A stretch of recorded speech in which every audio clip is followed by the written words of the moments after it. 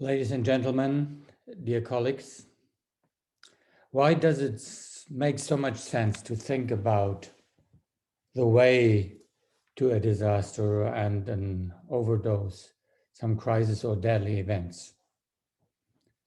Because before it happens, we have far more opportunities to respond to it, to understand the dynamic and try to stand in the way to prevent it and avoid fatal outcomes.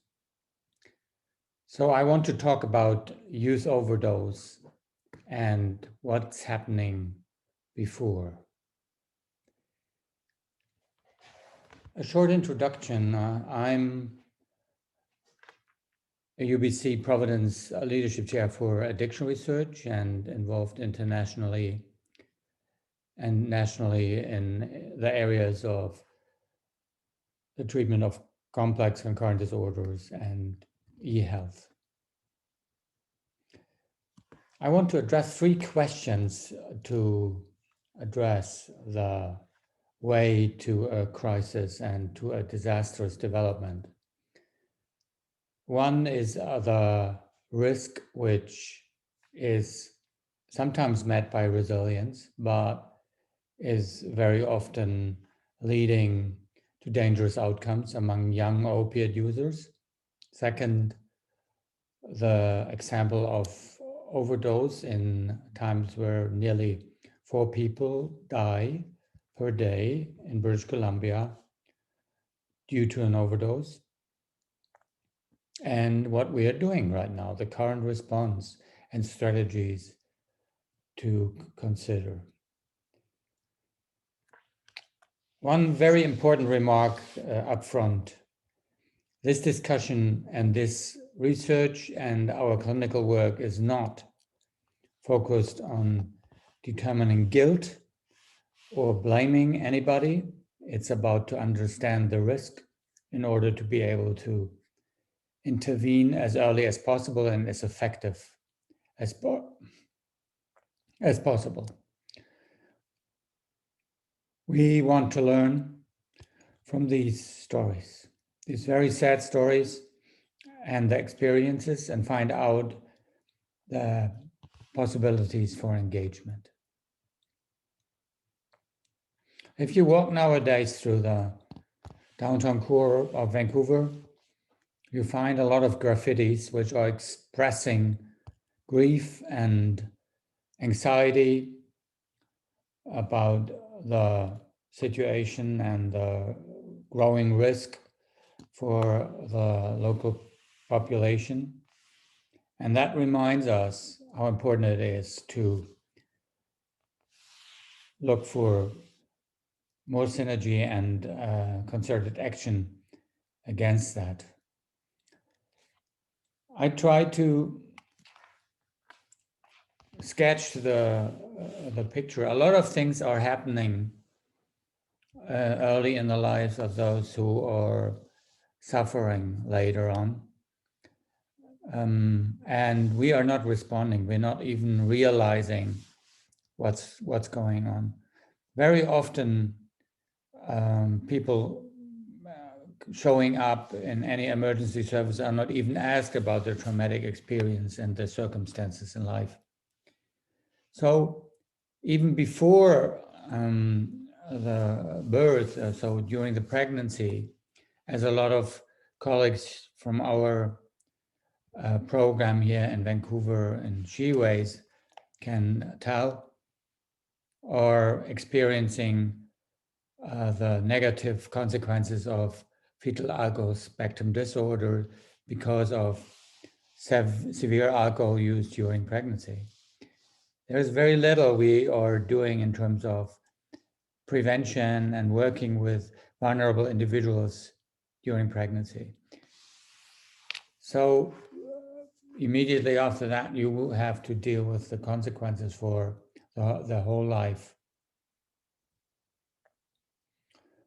But also beyond that, developmental problems and family fights, split, are leading directly to severe problems for the children in terms of early psychopathology and lacks on in development. The school psychologists and counselors have a hard time to really respond to that because of pure capacity. And that goes on to a lot of suicide attempts among kids. You know that the burden of disease due to mental health and especially also suicide among adolescents is the highest overall. And it leads to the split of families and a big amount of kids which are actually leaving their families and decide to live on the street.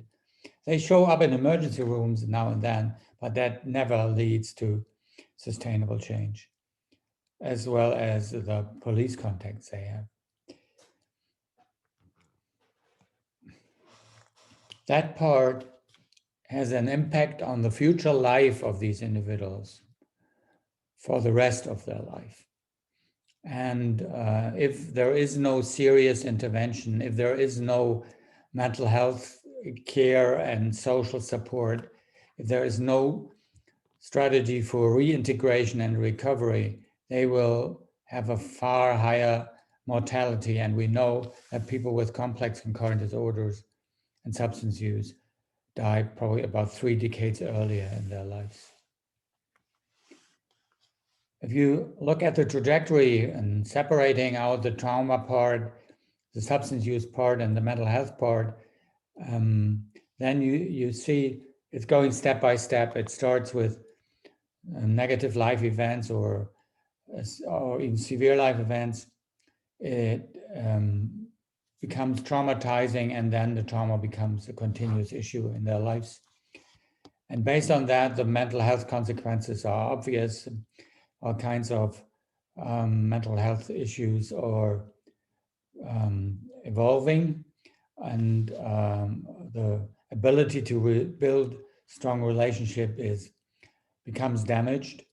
And along with that goes the likelihood not only to do chemical coping, but also develop an ongoing high-risk substance use, which may, in our times, very often end up in not only one overdose, but an ongoing series of overdose and potential death.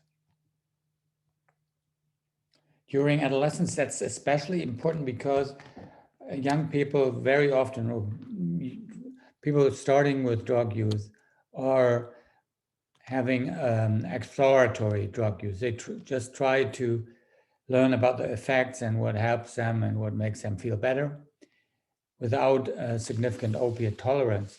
If you use a high potent opiate at that point, like fentanyl, then the risk of not surviving that is high. And your peers might not be prepared to help you in these situations because you don't even expect buying street drugs. You don't expect something like that to happen. So what is the situation for street and trench use in terms of overdose? Let me share one short video with you from somebody who works day in and day out with street and trench youth.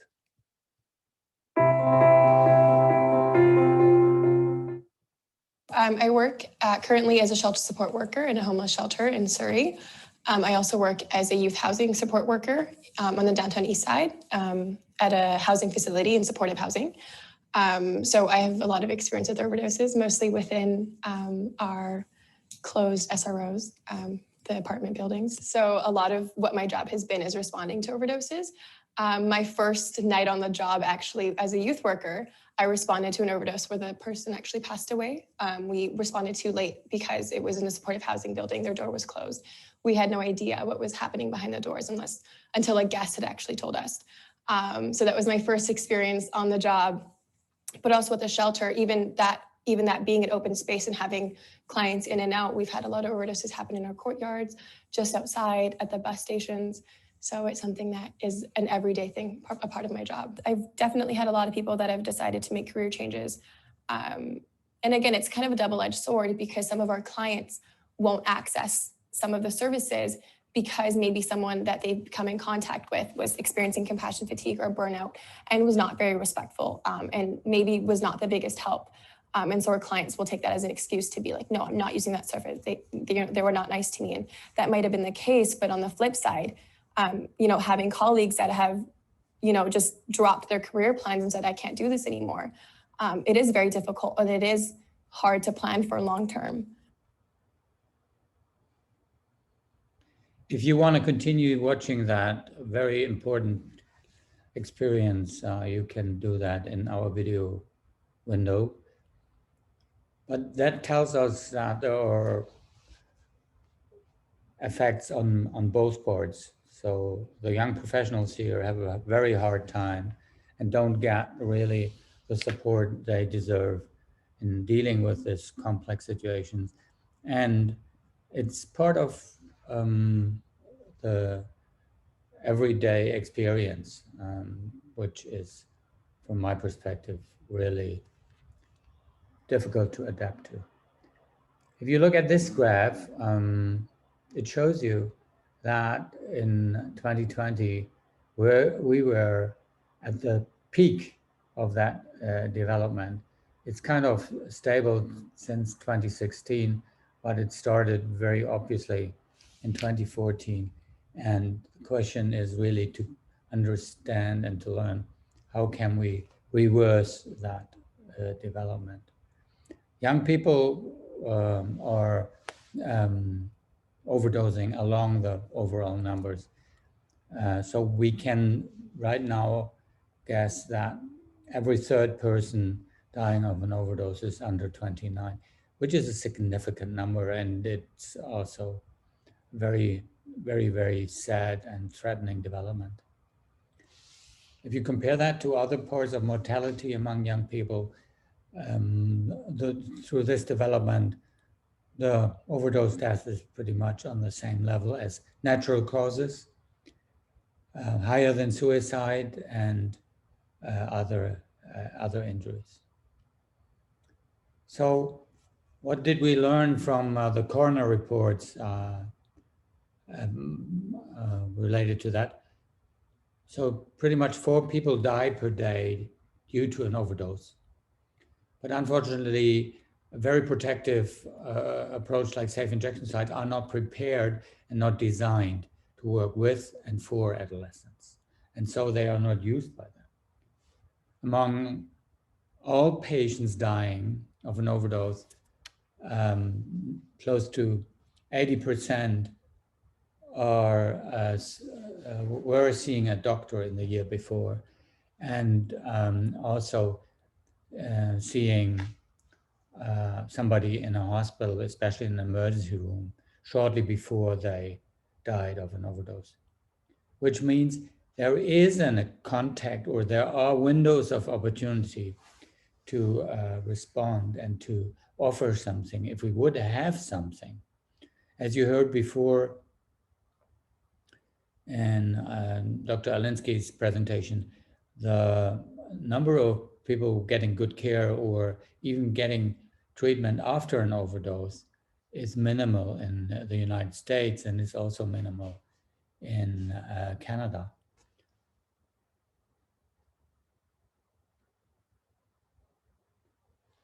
The non-fatal overdose, for instance, in Massachusetts among adolescents in the early years of the overdose crisis, showed that under 5%, probably closer to 2 or 3%, received opioid agonist treatment compared to 23% of adults.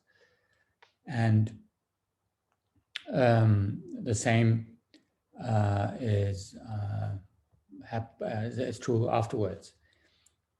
Why are we not offering the same effective treatment to adolescents, which are working for adults? Why are we not really trying to reduce number of fatalities based on higher opioid tolerance and providing an engaging treatment setting to have them? That's an unanswered question and a very important one.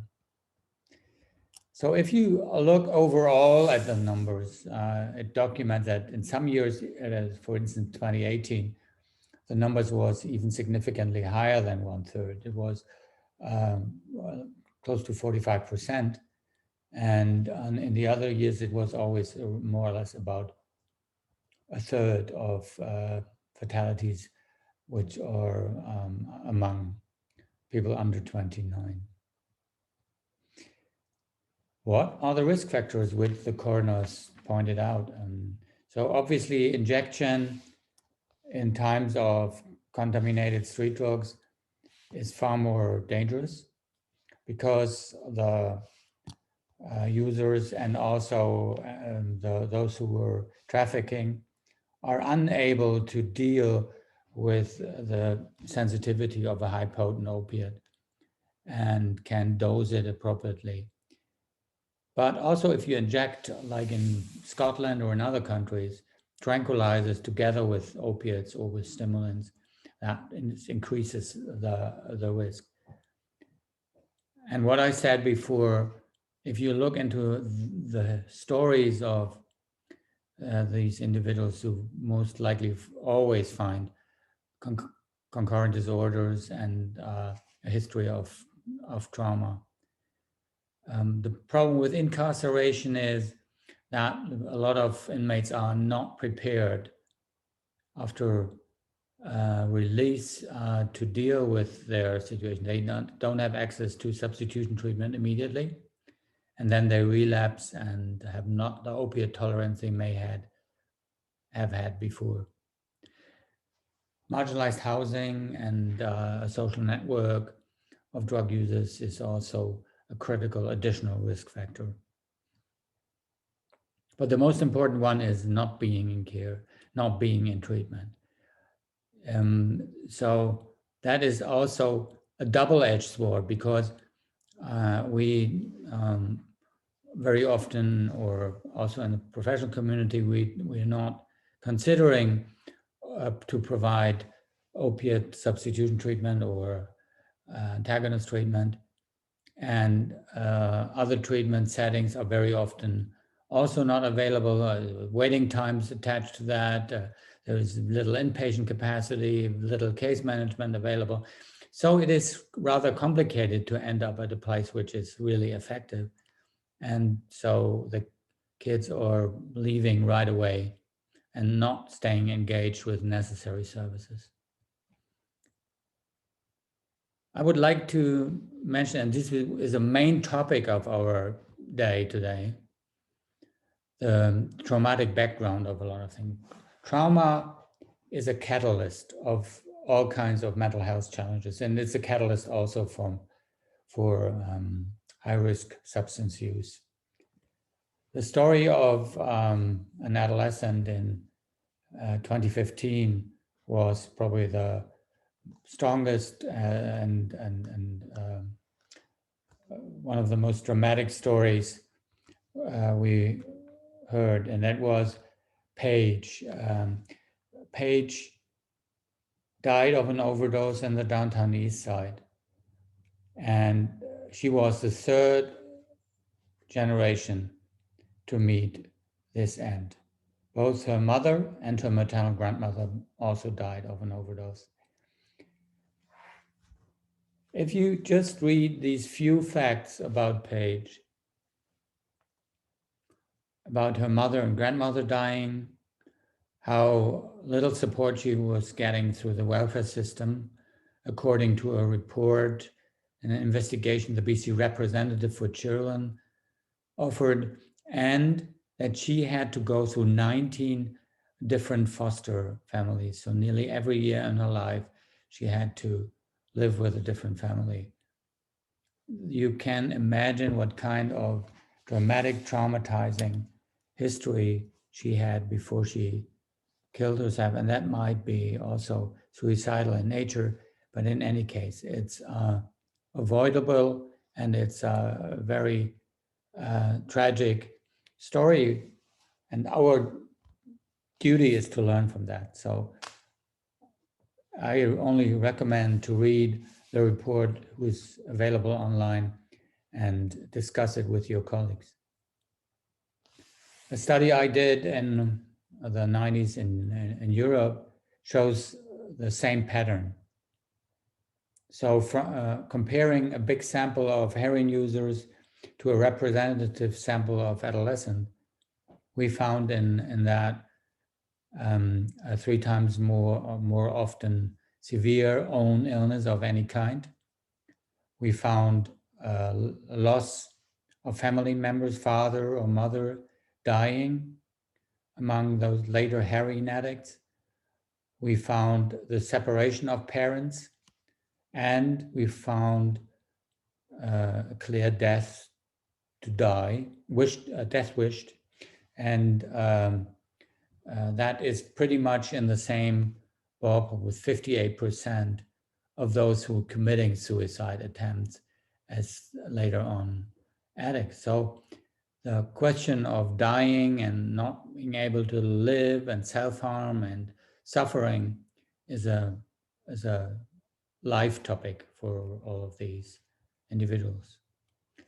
And the more traumatic experience they have, the higher the likelihood is to start injecting and start a career of high-risk substance use. Here documented through the adverse childhood event domains. Same thing is in marginalized population. So we find the extreme high level of trauma like emotional neglect shown here, or physical abuse or physical neglect in a range which it makes it not the new normal. That was always normal, the normal of suffering and a traumatizing lifestyle, which is ending very often deadly. Just to repeat, people with complex concurrent disorders very often die early and lose about 3 decades of their lifespan. A very interesting and important study reported that for First Nation youth in British Columbia, study done by Patricia Spittle from our School of Population Health. And they found and confirmed that these kids had in their families a history of residential school, lived very often in foster care, self-harming themselves, reported suicidal ideation and attempts, and suffering overdoses as well, very often based on injection. So all the risk factors I already mentioned are confirmed in a representative sample of Aboriginal youth.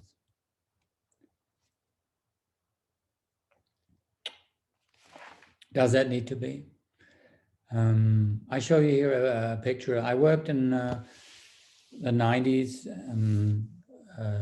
together with European colleagues in different European open drug scenes, especially in Switzerland and in Germany. And the open drug scenes, starting in Zurich in this case, led to a lot of a growing incidence of heroin users, and led also to overdose, especially HIV infections. And through a very dramatic shift in the system of care, the heroin-assisted treatment studies, which I was part of and PI in Germany, and all kinds of other measures led to a very impressive decrease of incidence numbers, means of new heroin users, which is still the case. The heroin-dependent population in Switzerland is an aging population. Very few young people are starting to use or starting to inject opiates. That's interesting. I think that's a very important thing to compare in order to make similar developments possible in Canada. Our system of care has a lot of problems. We have waiting times, it's not easy to access care. The coverage, for instance, substitution treatment is probably 1/3 of the coverage in Switzerland. And the retention in care is low, especially in substitution care, but also in detoxification treatment, which is the strongest indicator for patients not being satisfied what we are offering them. So the range of options is very small compared to what you can get as treatment options in a lot of European countries. And that is so important. It's not just about a new drug. It's not only about contamination. It's also about how good are we in responding to challenges like that we can't resolve through enforcement policies. And we need, in order to behave responsibly, overcome our silos and really look for the best outcomes as the necessary guidance.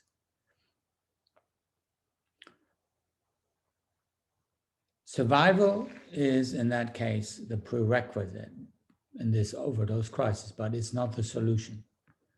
The response we are providing is too limited to emergency measures, to safe injection site, to naloxone kits. We need to do more than that. We need to start with dealing and attacking the risk factors and reduce high-risk substance use and physical as emotional pain. We need to create a longer-term perspective for kids in order to also decide to survive and to work with us on their recovery. I tried to summarize that in this little slide. So if right now the price is low, the purity is high, and the contamination of street drugs is awful, then the mortality is high. And if the access is difficult, quality of care and retention is low, and the coverage is also low, it's again is leading us into the same direction. Just have a look how little is needed as fentanyl to intoxicate people. I would summarize that, and we need a change in the model of care. Especially talking about adolescents, we have to really learn from the experience in other countries that to build a youth mental health stream, which is addressing the special needs in this very difficult period in life of growing from a child to an adult, making your own decisions. And the experiences from Foundry and building more capacity in that area are certainly an important example. But we also need to start working where the kids are living. We need to pick them up where they are. And web-based resources are a strong asset in that, like we are building in our risk assessment and management platform in Vancouver. And based on that, what we are trying to do is to develop a consensus internationally for youth addiction care.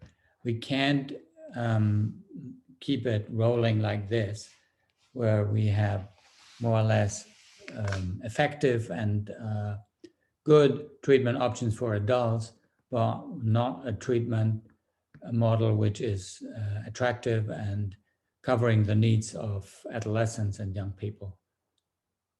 We're talking about 1/3 in the youngest, so biggest loss of life in that cohort. So I'm coming to the end as a friend of opera, to the Andante Furioso. So what are the critical questions for all of us? The integration of acute care needs in emergency rooms with long-term community intervention and with social support and housing is a critical prerequisite. You can't recover from traumatic experiences living on the street and not knowing what to live from and what is your purpose in life. We need the most effective interventions helping adults also being available for adolescents. And we need specialized structures needed to provide safe and effective care given the limited expertise in adolescent mental health we have. So trauma care should be part of every substance use treatment program, as well as access to immediate mental health supports and trying to intervene early with complex concurrent conditions and not waiting until everything is kind of unresolvable. Yeah, that is the symbol of our event, and Banksy, I think, really underlined a sign of hope with that. And the conclusions are, we can assume that the majority or nearly every adolescent coming in to our care, or we are meeting in emergency rooms or in other circumstances, is not only coming with substance use problems. They have a lot of substantial mental health problems to address. And we need to start responding to that immediately. We need a prevention system as well as intervention strategies ready to provide early, effective care addressing the risk factors in an integrated manner. And always bearing in mind that high risk of overdose needs to be prevented at any kind. So early intervention is probably the best summary conclusion for them. And we need to do the same thing we did in other parts of psychiatry, building specialized programs for that and offering the most effective kind of care, because it's a matter of life and death for a lot of them. And it's resolvable, as you saw. We make some good attempts, but we need to do far more to bring down the numbers. Thank you very much for your interest, and thank you very much for your kind support during that conference.